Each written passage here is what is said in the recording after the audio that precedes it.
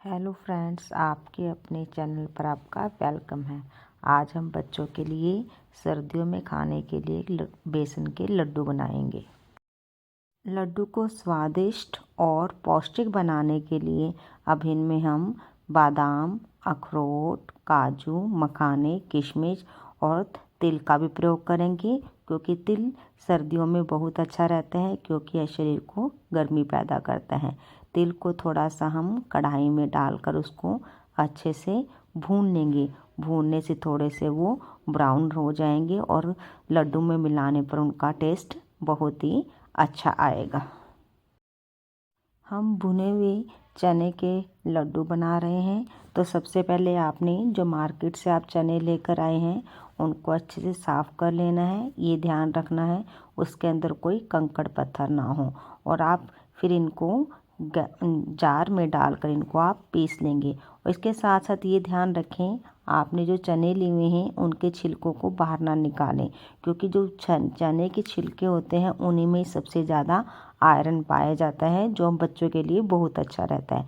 अब आपको लगता है पीसने के बाद आपने इसमें कुछ ही ज़्यादा मोटा लग रहा है या फिर बारीक है, तो उसे आप अपने स्वाद के अनुसार पतला, महीन, बारीक या फिर थोड़ा मोटा दरकरार रख सकते हैं, जैसा कि मैंने अब छलनी में छान कर आपको दिखा रही हूँ। यदि आप थोड़ा इसको मोटा रखना चाहते हैं, मोटा भी रख सकते हैं और बारीक। लड्डू के स्वाद और पौष्टिकता बढ़ाने के लिए अब हमने ये थोड़े से तरबूज और खरबूजे के बीज लिए हैं, जो ये लड्डू में हम इसको बारीक पीस कर मिलाएंगे। पीस कर मिलाने से ये फ़ायदा रहता है, बच्चे उन्हें लड्डू में से निकाल के अलग नहीं करते। और इसके साथ साथ ये बहुत ही मस्तिष्क को बढ़ाने में सहायता करते हैं। तो आप इनको मिक्सी के जार में डालकर बिल्कुल अच्छे से बारीक पीस लें, क्योंकि वो आटे में मिलने के बाद बहुत ही अच्छा स्वाद देते हैं। इसके साथ साथ यदि आपके पास नारियल है तो आप नारियल को भी कद्दूकस करके उसको मिक्सी के जार में बिल्कुल बारीक पीस लें, जैसे कि मैंने ये बिल्कुल पहले से ही पीस के रख लिया था। तो इस तरह से करके रखने से आप अपने जो लड्डू बना रहे हैं उनमें ये अच्छे से उसमें मिक्स हो जाएंगे और अपने स्वाद को भी बढ़ाएंगे। अब मैं कढ़ाई में थोड़ा सा घी डालूंगी। घी आप देसी घी गाय का भी ले सकते हैं, भैंस का भी ले सकते हैं, क्योंकि लड्डू बनाने में सबसे ज़्यादा इन्हीं का ही प्रयोग होता है। सबसे पहले आप घी को कढ़ाई में डाल लीजिए, जितना हो इसको अच्छे से आप बिल्कुल गरम कर लीजिए। और इसके बाद जो बारी बारी से हमारे पास ड्राई फ्रूट्स थे उनको आप तलते जाइए और निकालते जाइए। अब मैंने सबसे पहले ये मखाने लिए हैं, मैं इनको हल्का बिल्कुल ब्राउन होने तक अच्छे से डीपली फ्राई करूँगी, बिल्कुल ही बहुत अच्छे से। जितना आपको लगता है कि ज़्यादा ब्राउन करने हैं या फिर हल्का रखना है, वो आपके स्वाद के अनुसार है।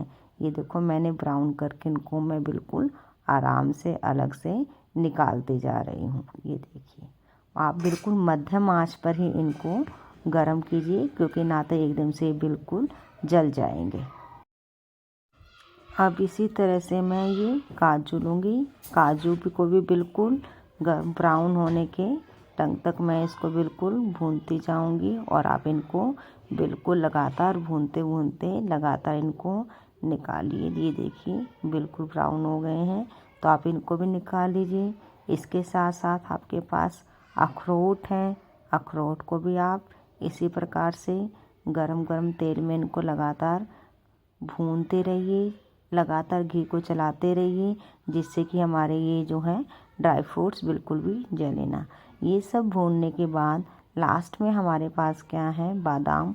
और बादाम का थोड़ा सा आपने देखा होगा, जो बादाम जो ऊपर से उनका जो छिलका होता है बहुत ज़्यादा रेडिश होता है, तो आप उनको थोड़ा सा कपड़े के साथ रगड़ के अच्छे से साफ़ कर लें, क्योंकि ना कहीं बादाम के ऊपर थोड़ा सा हल्का सा उनका ब्राउन रंग भी लगा दिया जाता है उनको सुंदर दिखने के लिए। तो आप उनको भी साफ़ करके बिल्कुल अच्छे से घी में देखिए इस तरह से बिल्कुल डीप फ्राई करते जाइए।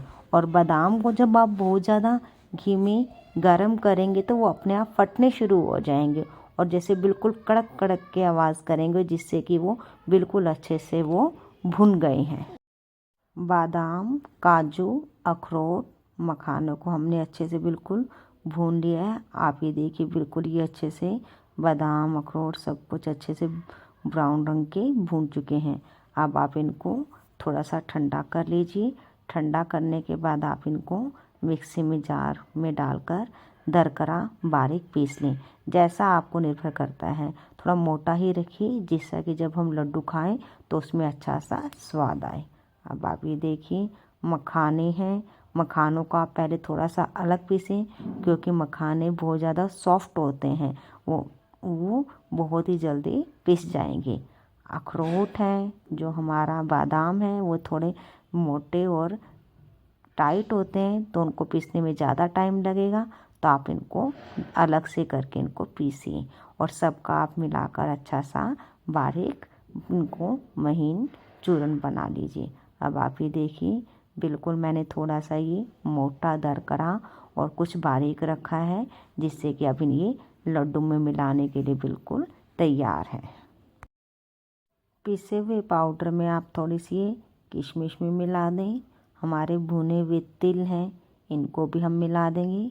इसके साथ साथ मैंने देसी खांड ली है जो हम अपने भुने हुए चने के पाउडर में मिलाएंगे। साथ साथ जितने आपने चनों की मात्रा ली है उतने के बराबर ही आपको इसमें देसी खांड बूरा या जो भी आप मीठा यूज़ करना चाहते हैं चीनी बारीक पीसी उसको आप इसमें अच्छे से मिला लीजिएगा।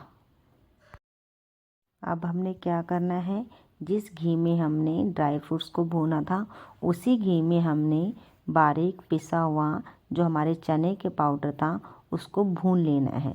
क्योंकि गरम भी घी है और थोड़ा सा यदि आपको लगता है कि जो भुने हुए चने का पाउडर था थोड़ा उसको हमें और अच्छे से घी में भून लें, तो आप लगातार उसको कढ़ाई में चलाते जाइए जिससे कि वो नीचे ना लगे।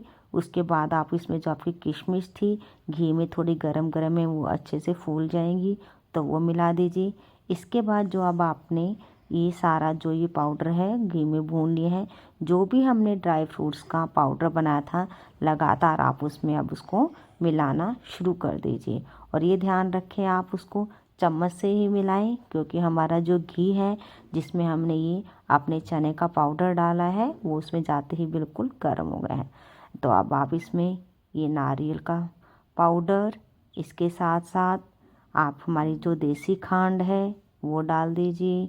भुने हुए तिल, जितने भी जो हमने ड्राई फ्रूट्स डालने थे वो इसमें आप डाल दीजिए। जो हमने तिल बीज पिसे हुए सबको आप मिलाकर इस लड्डू के पाउडर में डालते जाइए। उनको धीरे धीरे बिल्कुल अच्छे से मिलाते जाइए। यदि आपको लगता है कि जो घी है कम है तो आप थोड़ा गरम घी कर कर इसमें और अच्छे से उसको मिलाते जाइए। लगातार आप अपने चम्मच से मिलाइए। मीठा जो है वो आप अपने स्वाद के अनुसार ऐड करें। यदि आप ज़्यादा मीठा खाने के शौकीन हैं तो थोड़ा सा मीठे की मात्रा को अधिक रखें, परंतु यदि आपने जितनी चने की मात्रा ली है उसके बराबर हिसाब से आप उसमें अपनी मीठा डालें और अपना घी डालें तो आपके लड्डू बिल्कुल आराम से इजीली अच्छे से बनेंगे। आप लगातार इसको मिलाते जाइए। अब आप ये देखिए मिलाने के बाद बिल्कुल इसमें अच्छे से मिक्स हो गया है। अब मुझे थोड़ा इसमें घी कम लग रहा था तो मैंने इसमें घी को और मिला दिया है।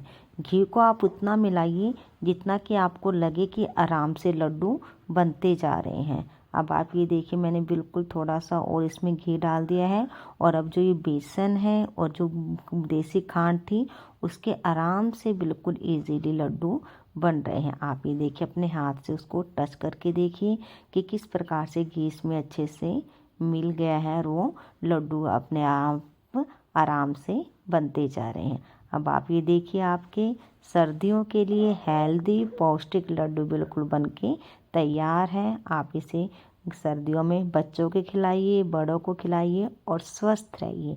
बिल्कुल ही हेल्दी स्वादिष्ट लड्डू।